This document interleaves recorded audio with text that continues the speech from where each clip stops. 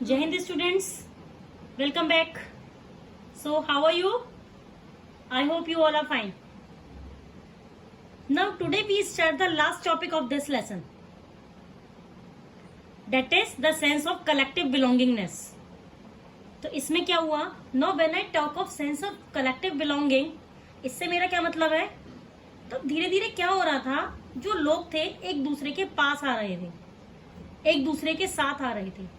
You know, they were learning to work hand in hand with the others. So basically हमें already पता है कि nationalism spread होता ही जा रहा था, राइट? अब नेशनलिज्म क्या है? बेसिकली जो लोग थे, they were actually they hadn't now got a feelings कि you know अब हम सबको साथ में ही रहना है. They were doing it anything and everything the interest of the country. तो जैसे जैसे नेशनलिज्म स्प्रेड होता जा रहा था, लोग जो थे उनके अंदर ये फीलिंग्स आती जा रही थी कि हम सब सेम कंट्री का पार्ट है. We all are the same members in the same nation. और वो डिस्कवर कर रहे थे कि जो यूनिटी है वो हमें बाइंड करती है एक साथ आने के लिए. So basically they had actually got it कि यार united we stand, divided we fall. I think this is very much famous quote है, आप सभी ने सुना भी होगा ये डेफिनेटली. सो बेसिकली था क्या कि now people had started to bind the commonness among others. उनके अंदर एक शेयर्ड आइडेंटिटी आने लगी थी. And now people had formed groups. उनको पता लग गया था कि अगर हम साथ हैं तो सब हासिल कर सकते हैं, अगर हम साथ नहीं हैं तो कुछ नहीं हो सकता. So it was more like कि अब जो सारे के सारे लोग थे, दे वर टेकिंग कलेक्टिव स्टेप्स. तो धीरे धीरे क्या हो रहा था कि सेंस ऑफ कलेक्टिव बिलोंगिंगनेस तो थी ही. So how was this coming? ये सेंस ऑफ कलेक्टिव बिलोंगिंगनेस कैसे आ रही थी लोगों के अंदर? So this was you know with the united struggle. हमने देखा, हमने पूरे चैप्टर में पढ़ा कि कितना ज्यादा, कितने सारे लोग अलग अलग मूवमेंट्स कर रहे थे. नॉन कॉपरेशन मूवमेंट हुआ, civil disobedience movement, we had so many revolutions, there were Dandi march, Chauri Chaura incident, कितने सारे मूवमेंट्स हुए. इन सबका क्रक्स क्या था? इन सबसे लोगों को क्या समझ में आया? चलो नॉन वायलेंस को एक साइड में अभी के लिए थोड़ा सा अलग चीज हो गई, लेकिन पीपल हैड एक्चुअली अंडरस्टूड कि अगर हम एक साथ खड़े नहीं होंगे तो भाई हमारा तो सत्यानाश है, हमारा अब कुछ नहीं हो सकता. And moreover they also had you a cultural identity. Now we had such a diverse nation. We all know, कोई पंजाबी है, कोई मराठी है, कोई मुस्लिम है, कोई क्रिश्चियन है, अलग अलग लोग हैं. यू नो कितने सारे रिलीजन है कंट्री के अंदर. तो now people had started thinking कि अब उन्होंने ना नेशनलिज्म अपने दिमाग में बिठा लिया था. दे हैड स्टार्टेड इमेजिंग कि अगर ब्रिटिशर्स नहीं होते ना तो कितना अच्छा होता, कितना बढ़िया होता. And you know they all of them had the same motive कि भाई ब्रिटिशर्स को अपनी कंट्री से दफा करना है, उनको भगाना है. एंड ये जो आइडियाज था Britishers going and throwing or the Britishers outside the country and being independent, these ideas, this actually imagination brought the people even more closer to the each other.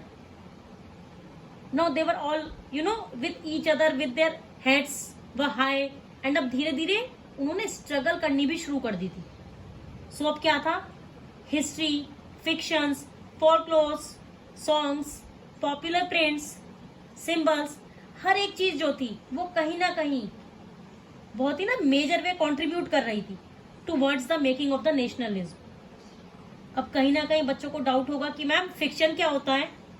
बेटा फिक्शन मीन्स बहुत सारे ऐसे tradition, customs होते हैं, beliefs होते हैं, stories होती हैं जो सदियों से आई थिंक चले आ रहे हैं. हमारी नानी दादी हमारे पेरेंट्स को सुनाते थे, हमारे पेरेंट्स हमें सुनाते हैं. So I think we will be sharing with us for future generation actually. So that is what we call the folklore. तो उसको हम क्या कहते हैं? folklores. तो जितने भी स्टोरीज होती हैं, कस्टम्स होते हैं, ट्रेडिशनल बिलीव्स होते हैं, which are going on you know generation to generation, that is your folklore. Songs क्या होते हैं? भाई आज के टाइम में अब किसी को ये पूछना कि सॉन्ग्स क्या होते हैं तो ऐसा तो नहीं कि सॉन्ग्स नहीं पता हो आपको कि गाने क्या होते हैं. Then we also have a popular prints and we have so many symbols. अब अगर आप बात करो सिंबल्स की, तो हिंदुइज्म का सिंबल अलग होता है, क्रिश्चियनिटी का सिंबल अलग होता है, मुस्लिम्स का अलग होता है, सबके सिंबल्स अलग अलग होते हैं, राइट। और ये जो हमारी आइडेंटिटी होती है ना नेशन की, it was actually starting to symbolize in a figure और इन अ इमेज। अब लोगों को लगने लग गया था कि अगर हम चीजों को सिंबलाइज कर देंगे एक इमेज की फॉर्म में, एक फिगर बना लेंगे, तो हमारे लिए कनेक्ट करना बहुत ज्यादा आसान हो जाएगा और डेफिनेटली लोग ज्यादा अच्छे तरीके से हमारे साथ कनेक्ट कर पाएंगे। तो अब क्या हुआ, व्हेन दे आल्सो थॉट कि नेशंस की आइडेंटिटी करने के लिए ये बहुत ही ज्यादा हमें हेल्प करता है। तो अगर हम सिंबल्स की बात करें तो now like I said, Hinduism की सिंबल की बात अगर अब हम करते हैं तो हिंदुइज्म का सिंबल क्या है ना, Om is the symbol of Hinduism. What is the symbol of Hinduism? Om. Om is the symbol of Hinduism. If I talk of Muslim, a crescent moon with the star is the symbol of Muslim.